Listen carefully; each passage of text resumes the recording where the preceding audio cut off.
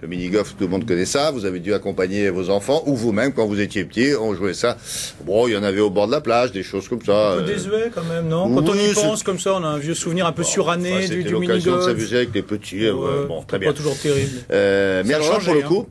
Oui, ça a changé. Vous faisiez la précision du fait qu'on peut y jouer l'hiver. Ça vient du Canada. Vous serez donc pas étonné qu'eux aient eu envie de se mettre un peu à l'abri pour jouer au mini-golf. Ah oui, parce que quand ils sont en dessous, là-haut, c'est ça de neige, un minimum. C'est pas facile, c'est caribou. Pas facile. Et en plus, sans doute je dirais cette proximité avec les États-Unis, avec les parcs d'attractions américains, ils ont réfléchi en intérieur. Qu'est-ce qu'on peut faire? Ils ont fait tout simplement un parcours fluorescent. Vous allez voir après tout à l'heure ce que ça donne. Où donc on plonge carrément dans des univers qui, pour du mini-golf, est absolument jamais vu en Europe. Et donc on vous propose d'aller faire un petit tour là-bas. C'est du côté de Maurepas, c'est dans les Yvelines, et où vous allez plonger dans 500 mètres carrés. Quand même. Oui, ce qui finalement est assez peu. 500 mètres carrés, c'est pas énorme, mais quand on est à l'intérieur, on a l'impression que c'est beaucoup plus grand parce que justement il y a les perspectives de la déco, et on manque de perspectives. On a l'impression qu'on est plongé dans un univers qui est vraiment assez étonnant. Je propose d'y aller.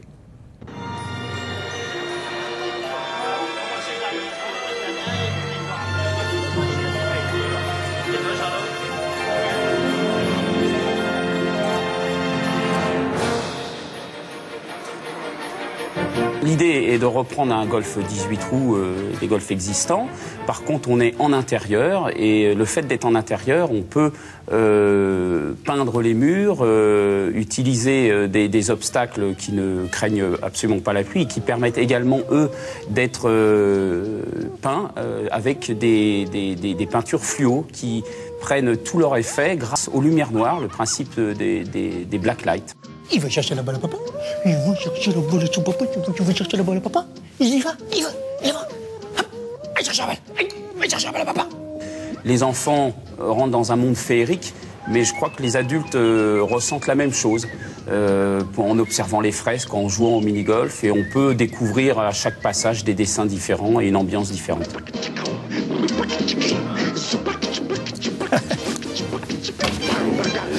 Oh, pardon, madame.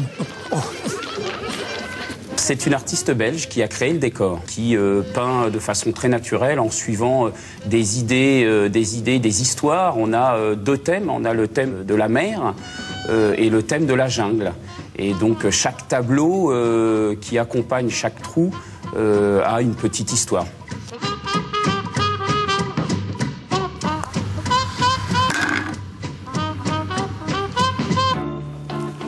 Ah non, là il faut... Non, je ne peux pas jouer. Tu rends, monsieur.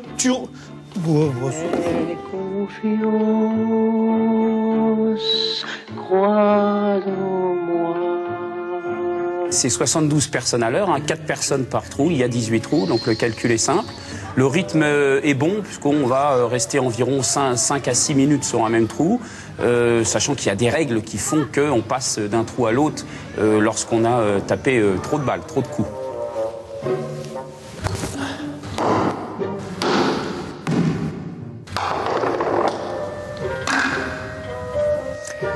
Normal, j'ai été semi-pro au mini-golf. Évidemment, il donne le mauvais exemple. C'est ce qu'il ne faut pas faire, taper comme une brute. On gagne moins en mini-golf. Deux questions. À quel prix? Une douzaine d'euros par tête. Petit goûter à prévoir bientôt avec des animateurs qui prendront les enfants, qui les feront jouer dans ces mondes merveilleux, avec des énigmes et tout ça. Quand on fait un parcours comme ça, on passe combien de temps? Environ 5-6 minutes par trou, je dirais. Il y a 18 trous, donc on peut jouer si on est avec les petits. On peut y rester 1h30, 2 heures, facilement. À se balader, il y a de la musique qui nous enveloppe. C'est pas avant 5 ans?